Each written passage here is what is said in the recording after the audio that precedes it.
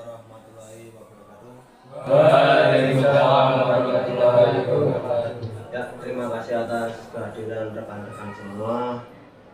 Pada siang hari ini saya akan membahas produk baru, yakni French Fresh, termasuk di kategori makanan cemilan. Itu akan saya launchingkan pada tanggal 25 April 2025 ini mendatang. Lalu saya akan membagi staf-staf untuk launching French Fresh ini, makanan ini. Ya, ini dari Mbak Naura dulu. Saya akan mempercayai di bidang keuangan. Lalu Mas Slamet di bidang sekretaris, Mas Panji di bidang promosi dan pemasaran, dan Mas Ira dan Mas Bayu di bidang produksi. Lalu ini ada yang mau ditanyakan atau tidak sebelum saya lanjutkan lebih mendalam untuk produk baru kita ini? Ini dari Mbak Naura, monggo mau bertanya. Untuk modal semuanya sudah saya hitungkan dan omsetnya cukup lumayan besar. Oh ya, terima kasih. Mas Slamet, monggo. Untuk berkas-berkas sudah saya siapkan dan sudah mengatur jadwal launching produk baru kita. Terima kasih. Monggo Mas Panji, enten sing Oke, untuk terima kasih untuk kesempatannya kepada saya. Bagian pemasaran saya usul ada dua metode, ya. sosial media sama langsung. Di media sosial saya sudah buat pamflet yang menarik, yang berisi keunggulan produk tersebut, ada harga, ada kontak person untuk pesan. Nah, terus itu apa namanya? Itu kita kerjasama. Pamflet ini nanti disebar di WA, IG, Facebook, sama media sosial lainnya agar jangkauannya luas yang mulia. Nah, terus yang langsung kita kan ada program tanggal 25 April di SMK Negeri 8 Projo Belaraya. Ya, Nah, itu yang langsung itu kalau bisa kita kasih testimoni kepada konsumen biar konsumen lebih, wah ini produknya yang paling enak, terus mau beli kalau bisa banyak. ya, terima kasih. Dan sama tambahan Mas, Ya, kalau bisa itu launching apa namanya, penyebaran pamfletnya itu Hamin 5 lah. minimal sebelum sebelum tanggal 25 April. Ya, terima kasih. Ya, Mas Bayu, ngomong. Saya bertanya, apakah akan ada sifat tambahan dari manajemen untuk produksi di masalah ini? Kalau itu semuanya dibutuhkan, saya akan mensupport tenaga, alat, dan bahan semua untuk launching pada tanggal 25 April mendatang. Ya, selanjutnya saya akan menambahkan dari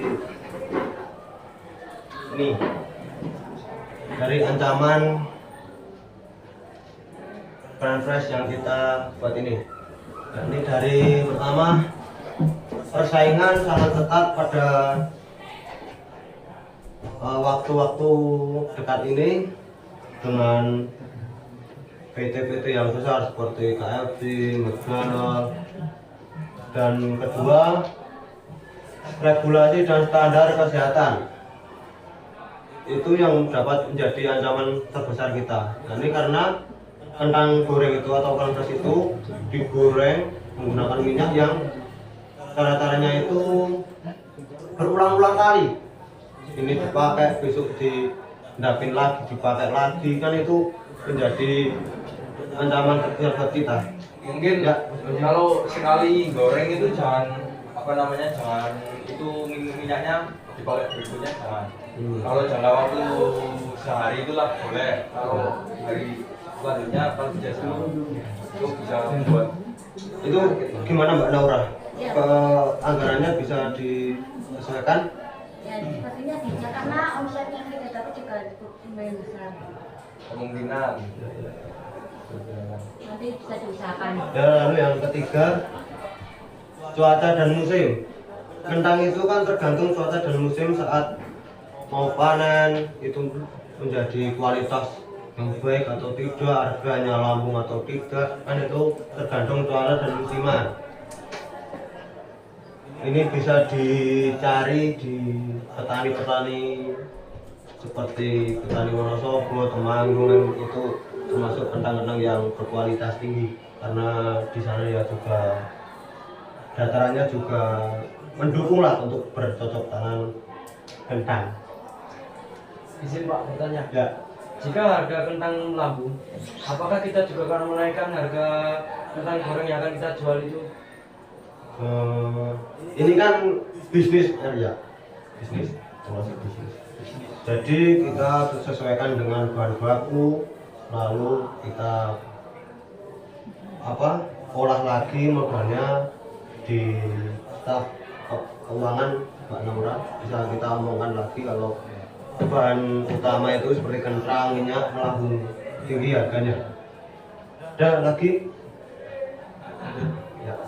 Lalu ini di kekuatan ini dalam arti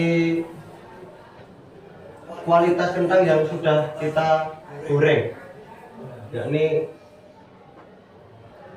nomor pertama ini rasanya yang lezat. Ini kalau kentang berkualitas pulen itu rasanya tetap lezat. Lalu kemasan itu dibuat yang praktis dan mudah disajikan. Nanti ini saya bicarakan lagi oleh staf-staf yang lain. Yang ketiga itu tahan lama. Itu yang dibutuhkan itu tahan lama. Kentang itu kalau digoreng kan selang beberapa jam kan sudah agak ya luntur gitu. Kalau kita akan menjadi dua pilihan aja ini. Yang kentangnya itu dibekukan dulu, dibikin frozen food itu bisa. Lalu nanti yang kita goreng, nanti kita jual pasaran juga ada. Dan lalu di peluang, ini kita di peluang bisnis ini. Yang pertama, permintaan tinggi dan stabil. Semoga konsumen yang percaya kepada kita dapat stabil, lalu meningkatkan keuntungan kita dari tahun ke tahun. Lalu yang kedua, modal relatif kecil, jadinya kita mendapatkan kentang yang berkualitas tapi dengan harga rendah-rendahnya. Jadi masih bisa dijual dengan harga yang standar walaupun kentang relatif murah. itu berarti yang belinya langsung ke pusat petaninya langsung apa gimana? Ya, nanti itu saya sudah bicarakan ke staf yang mencari bahan pokok itu udah. Tapi kalau bisa langsung ke petaninya saja Pak. Soalnya kan biasanya harganya lebih murah. Murah. Ya nanti saya calling dulu di Wonosobo atau di Temanggung. Saya punya kenalan di sana banyak. Ya, dari promosi Mas Panji saya akan membahas ini. Ya. Membuat iklan tentang kentang goreng. Ini sudah dilakukan atau belum Mas Panji? Sudah menarik. Sudah. Itu kan di dalam pamfletnya sudah saya kasih keunggulan produk ini, harganya itu bisa narik perhatian konsumen. Lalu ini di pemanfaatan kemasan yang fungsional udah dibuat. Kalau pemanfaatan kemasan itu waktu ini Masih belum. Nanti akan saya kasih. Hari ini udah nanti yang promosi saya serahkan ke Mas Panji semua. Nanti keputusannya beneran langsung calling Bapak Saya ya. hubungi Pak Direktur. Ya, siap. Nah ini yang saya miris dari kentang goreng ini yaitu kelemahannya. Nah ini yang pertama, kelemahan dari kentang goreng itu tidak tahan lama. Yang kedua, persaingan tinggi. Lalu kedua, sensitif terhadap minyak dan penggorengan. dan 2 rentan terhadap perubahan tren. Ini yang saya miris ini di rentan terhadap perubahan tren. Di tahun ini masih tren banget, ini French fries ini kentang goreng. Jadi saya semoga di tahun 2026 ini masih lah untuk buat kita jalankan ini. Lalu rencana saya di 2027 mendatang ini kita sudah ganti produk lagi. Kita PT musiman. Sebenarnya Pak, Ya, monggo. jika sudah tidak tren, gimana kalau kita buat inovasi baru atau misalnya ada varian baru gitu biar masih bisa menjadi konsumsi setiap saat. Tambah lagi, Pak. Pak, ya. Nah, nanti kan ini sudah nggak tren, tapi itu produk ini tetap jalan kalau bisa tetap dijalankan. Tapi produksinya jangan ya kalau ya dikira-kira lah penjualannya berapa itu. Nanti ini yang setelah 2027 akan mendatang ini semua staf direktur saya serahkan di anak saya Putra. Ini kan baru lulus kuliah ini langsung saya serahkan dia. Saya sudah tahu dengan dunia industri ini, biar anak saya saja yang menjalankan. Ya, ada lagi? Cukup. Terima kasih. Ya, ini tanggal 17 kita sudah akan menjalankan ini. Ya, saya tambah lagi sebelum H-5 semua produk, semua promosi, produksi itu saya sarankan sudah siap semua. Jadi H-5 itu kita sudah santai, tinggal memproduksi, mengemas, memasarkan itu sudah santai lah, tidak awur-awuran. Izin Pak. Ya, itu buat tanggalnya sudah mesti pada tanggal 25 April 2025 apakah tidak ada perubahan lagi? Ya, sementara ini saya anggap belum ada, masih di tanggal 25 April mendatang.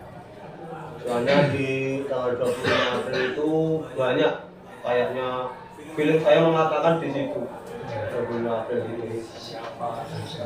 Semoga mendapat keuntungan banyak, Anda mendapat uang yang banyak, bisa menghidupi anak dan keluarga. Amin. Ya, saya kira pertemuan pada siang hari ini cukup.